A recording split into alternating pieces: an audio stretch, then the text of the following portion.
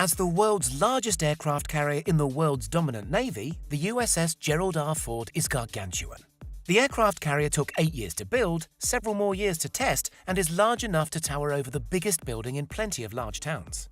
Named for the 38th President of the United States, the Gerald Ford is the lead ship of the US Navy.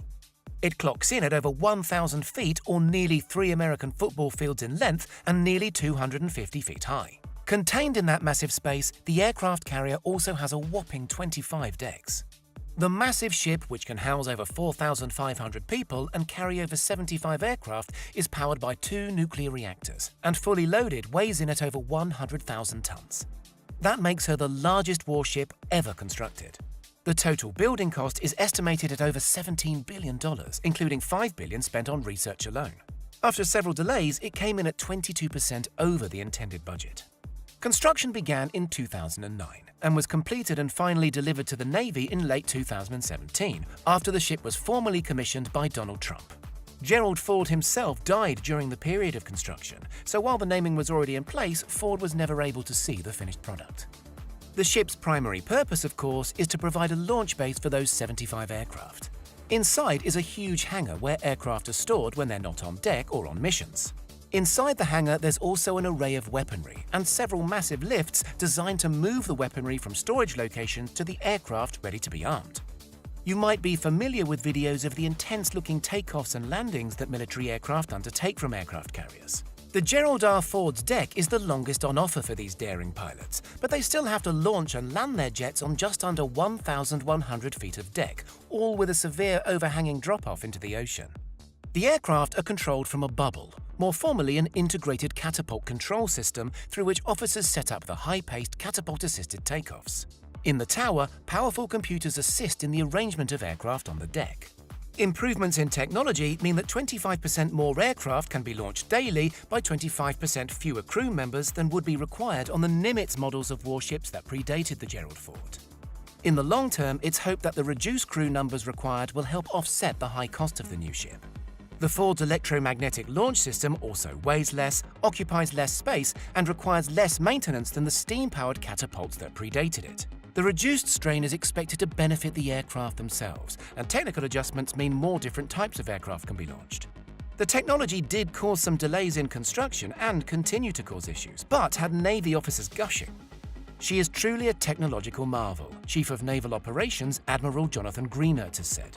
She will carry unmanned craft, joint strike fighters, and she will deploy lasers. Once planes land, there are more than 40 different fueling stations to help get them back off the deck. The officers still have access to the old ways of doing things, the Ouija board model. In the Ford's case, the sailors collect autographs of famous visitors, including presidents, on currency and also keep these on their Ouija board.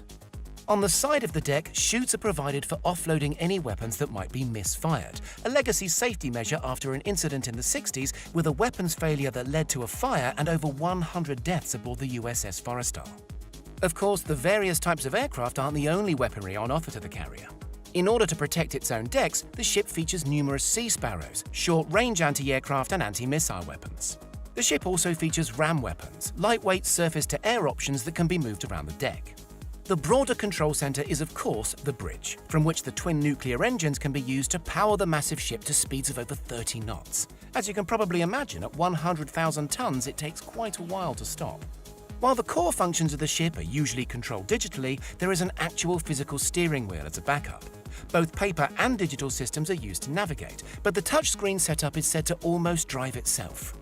In fact, the changes from previous ships are so substantial that in the early days of testing, the Ford's crew reported that they were essentially working out guidelines for how to sail as they worked. Carrying the slogan, "Integrity at the helm," the Gerald R. Ford naturally features a lot of military hardware, but the ship is also designed to provide a modest level of comfort for the thousands of people who might call it home for extended periods. The Ford is a modern carrier, however, and so has gender-neutral toilets. While most of those on board are typically men, that means no urinals on the whole ship. The reasoning, though, is not political but practical. This is designed to give the ship flexibility because there aren't any berthing areas that are dedicated to one sex or the other, Operations Specialist First Class Kalia Motzenbacher told Navy Times. Other modern adaptations compared to other Navy constructions include USB ports for phone charging, energy-efficient light bulbs, less people to a cabin, large gym areas, and improved air conditioning. The space is allowed for distinct sleeping and resting areas. Talking of the improved space, a controlman said, "Usually we have about 12 guys struggling with each other to get in their firefighting ensemble. But here you can get dressed out and have someone inspect you with enough space for others to enter and exit the area." Big difference, huge difference. Crewmen are also said to be impressed with the shorter queues for food, connected with the ship's layout and improvements to their berths. Flat-screen TVs with on-demand TV, boxing facilities, and a chapel all feature. Markings on the hangar floor show it doubles as a basketball court, which could make for some interesting games at sea. Plush conference rooms include polished tables and ceremonial flags, while the captain's cabin is home to lots of Gerald Ford memorabilia. There's even a nice history connecting President Ford back to the ship itself. Ford's picture hangs over the aircraft carrier. He's honoured not just as a president, but as a Navy veteran too. Ford was stationed aboard the USS Monterey during World War II, 30 years before he became president. He's said to have saved the ship during a particularly bad storm. Ford is also thought to have been saved from going overboard during a storm by his foot getting caught in a drain on deck. As a result, a statue of Ford on board the modern ship features that drain. Unfortunately, the ship is yet to be fully operational due to teething problems. A report in early 2021 stated that the ship was facing a launch failure of its aircraft every 181 attempts, well short of the once every 4,166 required.